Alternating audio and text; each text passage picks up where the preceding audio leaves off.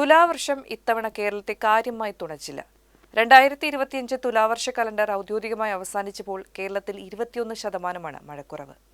October മുതൽ December 31 വരെ നീളുന്ന തുലാവർഷ കലണ്ടറിൽ 491.9 മില്ലിമീറ്റർ മഴ ലഭിക്കേണ്ട സ്ഥാനത്ത് ഇത്തവണ 388.3 മില്ലിമീറ്റർ മഴയാണ് ലഭിച്ചത്. 2023 624.8 മില്ലിമീറ്റർ ആയിരുന്നു ലഭിച്ചത്. തുലാവർഷം കണക്കാക്കുന്ന മാസങ്ങളിലെ മഴപ്പെയ്ത്തിലും കുറവ് വ്യക്തമാണ്.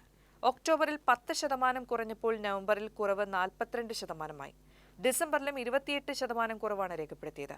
കഴിഞ്ഞ വർഷവും ഒക്ടോബർ നവംബർ മാസങ്ങളിൽ കുറവ് മഴയാണ് ലഭിച്ചതെങ്കിലും ഡിസംബർ ലഭിച്ച റെക്കോർഡ് മഴയാണ് രക്ഷിച്ചത്. ജില്ലകളിലെ മഴക്കണക്ക് പരിശോധിച്ചാലും സാധാരണ ഈ കാലയളവിൽ ലഭിക്കേണ്ട മഴയേക്കാൾ കുറവാണ് ലഭിച്ചത്. കോട്ടയം ജില്ലയിലായിരുന്നു ഏറ്റവും കൂടുതൽ മഴ പെയ്തത്. 550 മില്ലിമീറ്റർ ആയിരുന്നു ഇവിടെ ലഭിച്ചത്.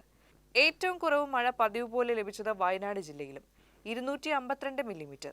കാലവർഷത്തിലെ മഴക്കണക്കിലും ഇത്തവണ 13% കുറവുണ്ട്.